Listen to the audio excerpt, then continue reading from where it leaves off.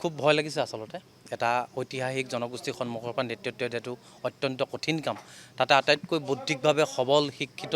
যুৱবন্ধুসকলক নেতৃত্ব দিয়াটো অতিকৈ কঠিন কাম গতিকে চুতীয়া জনগোষ্ঠীয় যুৱবন্ধুসকলে এই যি নেতৃত্ব প্ৰদান কৰিছে মই খুব আজি এই মুহূৰ্তত ভয় লাগিছে মই সকলোৰে পৰা আশীৰ্বাদ বিচাৰিছোঁ দিহা পৰামৰ্শ বিচাৰিম যাতে আগন্তুক সময়ছোৱাত এই যি কাৰ্যসূচী এটা জনগোষ্ঠীক সন্মুখৰ পৰা নেতৃত্ব দিয়াৰ যি সাহস যি ক্ষমতা এই ক্ষমতা চাৰিহাল গোসাঁনীয়ে মোক প্ৰদান কৰিব লাগে আৰু সমূহ বৌদ্ধিক মহলকো মই এটা আহ্বান জনাম যে মোক সম্পূৰ্ণ দিহা পৰামৰ্শৰে তেওঁলোকে যাতে জনগোষ্ঠীটোক সন্মুখৰ পৰা নেতৃত্ব দিবৰ কাৰণে মোক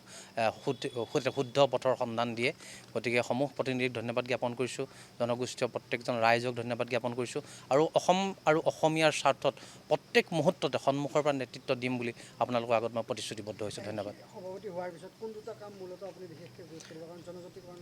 চুতীয়া জনগোষ্ঠীৰ মুখ্য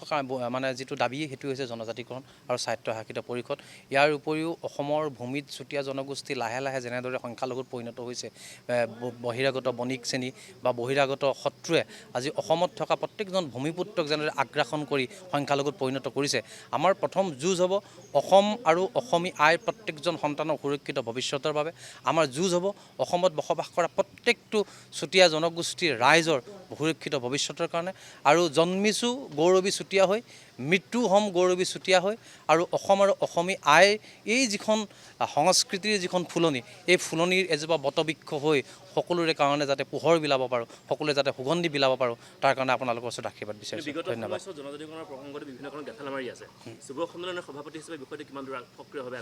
নিশ্চিতভাৱে যুৱ সন্মিলন এই বিষয়টো সন্মুখৰ পৰা নেতৃত্ব দি আহিছে আগন্তুক সময়ছোৱাতো কেতিয়াও পিছ নুহুকে